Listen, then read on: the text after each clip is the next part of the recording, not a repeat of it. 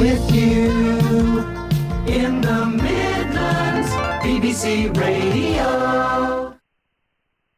David, welcome to the programme, to the Record Collectors. Oh, great to be a record collector. They've been collecting my records for years and years, and I understand some of my records are even worth more than I am.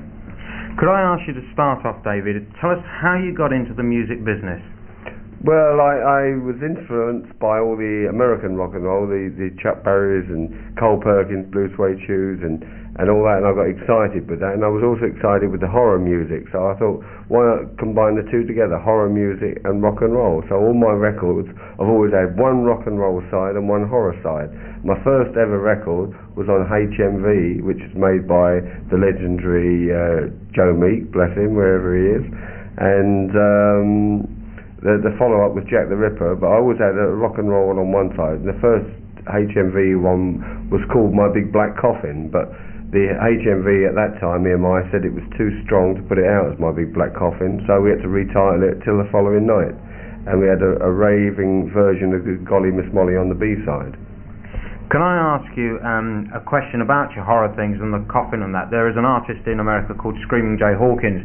Were you in any way influenced by his type of act? Because he does very much the same, coming out of coffins with skulls and leopard skins, etc. That's it. I've always had some early records of Screaming Jay, and I've liked him, but he's more on the blues style of, apart from, Put a Spell on Me, I didn't like him so much as people like Chuck Berry and Larry Williams and Jerry Lee Lewis, who were more ballsy rock and roll, if you know what I mean, and that's what I prefer. And he's a great blues legend, and he's still there performing. But myself, I do like it to be more upbeat. I think the band lets him down. I'd love to see him with a more rocking sort of a band. So, I mean, I see your music as really something which you created very much yourself. It was all rock and roll is a blend of various things, but you actually, your particular style is pretty unique to yourself, horror rock and roll, rather than sort of horror, sort of like blues or anything else. Yours is really something you started off yourself. Can we look at some of the people that actually you perform with? Because really it's like a who's who of British rock. Perhaps you can reel off a few names off your tongue of guys that you've actually performed with. Well, ex-Savages at the time have been very, very popular. We've had two that's gone on to Led Zeppelin, Jimmy Page and John Bonham. Two from Deep Purple, which is the challenge to Led Zeppelin band, and that was Richie Blackmore was with me for about 6 years, and Nick Simpler from that band. And there's also Matthew Fisher, who was with my band when he recorded The White Shade of Pale, and he actually did it as a session. There was no such band as Procol Harum. He just did it as a session musician, and then he was still gigging for me when it first come out, and it hit the bottom part of the chart, and he said, look, I have to leave now because they're offering me more money than you're getting with the band. So he had to give me notice, which I said good luck to him. And also ex-Savages is Jeff Beck. He played a lot with us, and Albert Lee, Big Jim Sullivan, you name it, they was in the Savages. It was the breeding ground for rock and roll guitarists, because at that day and age you find with a lot of acts like rock and roll singers at the time, they were frightened to be upstaged by the guitarist, but I always encouraged the guitarist to go as mad as possible, because I could always continue with that, and the more excited they got, the more excited I got. So these guitarists used to like working with me. Are there any tales you can tell us about those guys, or any sort of any little bits of pieces that might be interesting to our listener? Because they really are such an important part of our rock history. Well, we used to do a lot of the town halls and carp halls, and we used to get there with people like, honestly, the original drummer with the car was Carlo Little, original drummer with the Rolling Stones. I don't know if you know that, but he played for many years with Mick Jagger and Brian Jones. He did many one-night stands with them up and down the country. But in the end, he said to them, with this band, which is called the Rolling Stones, Carla Little and my pianist, Nicky Hopkins, were with the band at the time. Both of them played on Jack the Ripper. And Carla Little said, I can't play any more on the drums for you, and that was Mick Jagger. I've seen Mick Jagger actually carry Carla Little's drums into the van. And Brian Jones was there in the early days, and Carlos, I can't do any more gigs with you because we're not going down that well, which in the early days they didn't go down so well. They played the Flamingos and places like that, so he can remember it to this day, picking up a fag packet. So I can't do any more gigs for you, Mick, but yeah, get in touch with this drummer, and he wrote in big letters on a cigarette packet he picked off the floor, Charlie Watts, and his phone number. Yeah, that's it, and that was it. And you know, he said, guys, he can still see that day now, the day that he wrote on that packet, which was an unbelievable thing. But I had these great musicians like Carla Little, Nicky Hopkins, Richie Blackmore, Jeff Beck, and what we used to do, we used to get to a gig and we used to do our sound checks in those days, and we had 2 or 3 local bands on, which was their big break to be play on a play, and they appear on the same stage as someone like myself, or say Johnny Kidd and the Pirates, or Nero and the Gladiators. We would top the bill, and you'd have about 4 or 5 local bands, and it was their big day to get in the local paper. And we used to play along with them a little bit with this and have a little bit of a laugh, tongue-in-cheek. We used to get out there for the sound check. We got there early, did it, and then when the band started arriving, we would swap round the musicians. We'd have like Richie Blackmore would go on drums, and we'd have like Carla Little on piano, and then we'd run through a number in this absolute abortion of a sound, you know, and they'd all be jumping around and saying, Christ, we're going to blow them off. Did you hear that bloody row? So they're all over the moon. But all of a sudden, the time would come, they'd be all, but it'd make the supporting bands play even better and harder, because they thought that was their big chance. You know, to show up, he said, I'm playing guitar 10 times better than that guy, and he's supposed to be rated. Richie Blackmore, they've all been saying he's one of the top guitarists, or Jimmy Page, or Jeff Beck, and they say he's one of the top in the country. I can play 10 times better than him. Did you hear that abortion? But they were listening to the drummer playing the guitar, and they didn't realise that. So all of a sudden, Crunch, they announced the Savages, and they would start off with Lucille or My Babe, and they couldn't believe it. They said, that's not the bloody band we heard earlier on, what's that? And it would be this tremendous wall of sound, and they'd go a storm, you know. You mentioned Joe Meek earlier. What was he like to work with? Tell us a little bit about him. Well, Joe Meek was very erratic and very temperamental. You know, I was given a card at one of the ballrooms I played, the Pearly Ballroom in Orchid, and I played there. And I was given the note and told to go up there because he was after new bands, anyone creating a bit different, and he liked my style. That's what he got with me with Till the Following Night and the horror stuff and All Black and Airy and things like that. And that's why he liked the Jack the Ripper routine, and we built a whole little melodrama around it. But he was very hard to get on with because he's very moody. The little thing could upset him if people were playing and that, and he would always be overdressed in his suits and a swirl in hot day, and he'd come running in and he'd get very niggled. And he said to me, look, I didn't have all this trouble with Hines, I've just recorded him, you know. And I upset him one day. I said, oh, when you record Hines, do you say, oh, that's one more in the can, Hines? And he got very upset, and he stormed out and threw the drummer's drum kit down the stage. So he gets that's it. So he gets very niggly, you know what I mean? And as you know, he used to be there doing a quiet bit or talking on your record where it goes quiet, and the landlady downstairs used to knock on the ceiling with a broom, and he used to go berserk because he'd be right in the middle of his recording, and that's how he got this friction going with the landlady, who in the end, as you know, he was doing something very technical. I think the Tornadoes or Hines.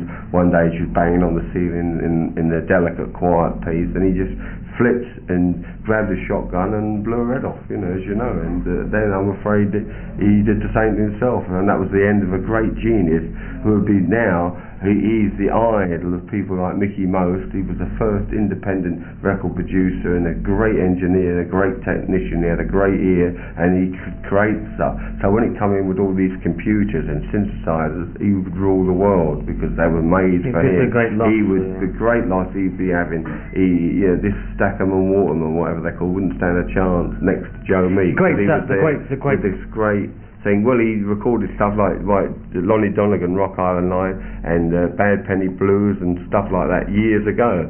I mean, the engineer on there. The sadness, I think, in a way, is that the lack of appreciation of rock music by the moguls, you might say. That's it. Where the money goes into other things, and the very thing that makes the money, these people who bury it away in little broom cupboards and makeshift little studios that start our industry. At post-war, we're not talking hundreds of years ago. No, it's they really, frankly, just never really achieved the appreciation. Well, I think there should be a book on him.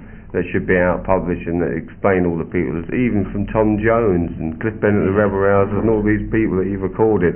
And there should be a book on him, and there should be a documentary film on his life story, because it'd make a great film one day, without doubt. And the time is right. Someone like Virgin Films should put their money into something decent, and a decent story for a change. The story that man had was incredible. The best record producer in the world, and the first rock and roll band to top the American charts with Telstar way before the Beatles were even thought of. You mentioned the phrase earlier on, in the can. Leads me to ask the obvious question, is there any stuff from your early recording days that is in the can that's never been put out on record? Yes, well, this is true. There's a lot of stuff, and the estate, and when he died, the estate had actually the wooden boxes, the crates, what they call crates and crates, that filled up 2 garages full of his tapes. So it was actually spread over, and someone that owned Orange Music in the end bought these tapes, and we don't know what's happened to them. And I've got a lot of unreleased stuff. I've got like 2 albums unreleased there.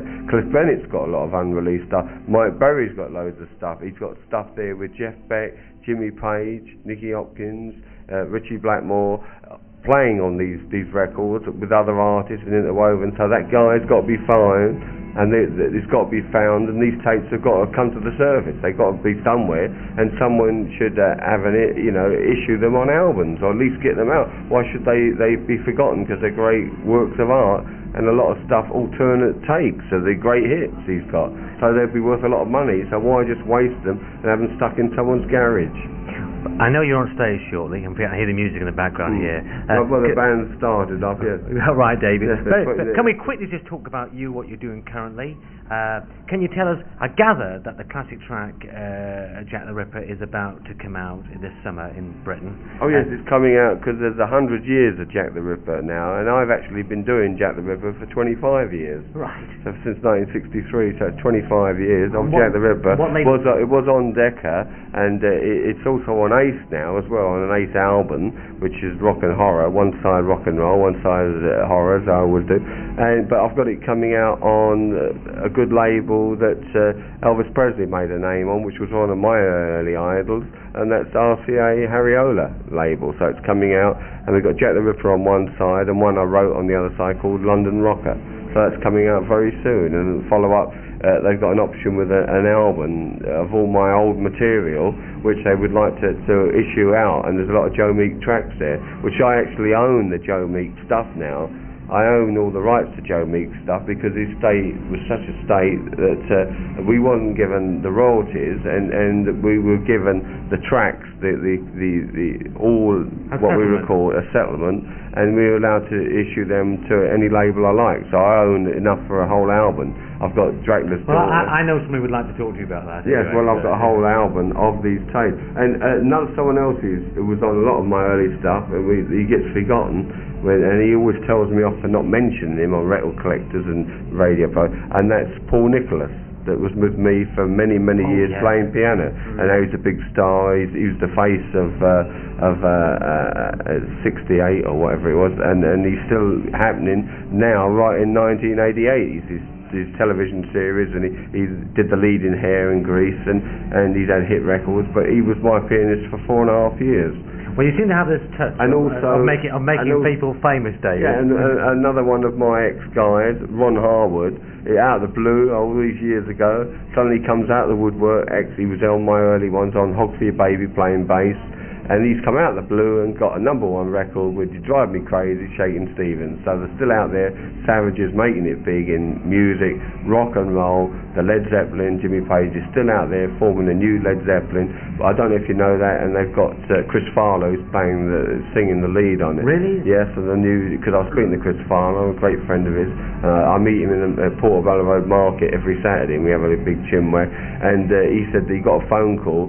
He gets a lot of phone calls. Someone said, do you want to do sessions? And he got this one that said, oh, well, I've got a session here for Jimmy. And he said, oh, yeah, I'll do it for Jimmy. And he put down the phone. He said, Jimmy who? I don't know who it was. And then he phoned back, and he said, yeah, you got to be at the studio at so-and-so. So he said, look, it's a bit all. He keeps saying Jimmy. He said, but do I actually know you? He said, well, it's Jimmy Page, and he said I could have fallen through the floor. And he's actually on his new album, and he's wrote about 4 of the songs on there, so he's well over the moon. So Chris Farlow's going to come back in a big way, like Joe Crocker. It'll be a big comeback, which is heading all over the continent, Joe Crocker, with his latest record, which is doing very well.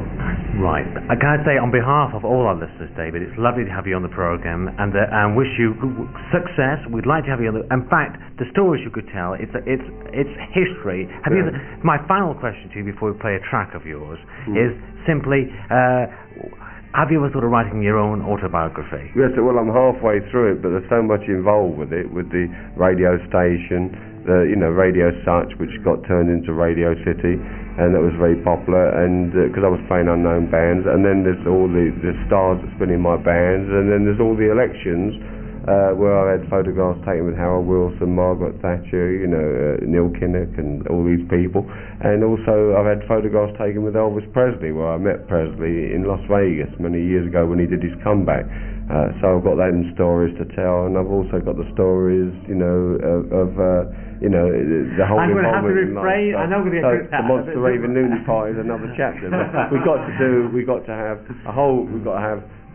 first of all we got to have the book, and then the film, and then the coffin. And David Sutch, Lord Screaming Sutch, thank you very much for being Chris's and my guest on the programme this evening. It's been an absolute pleasure, and keep on collecting our records, because without you we just die.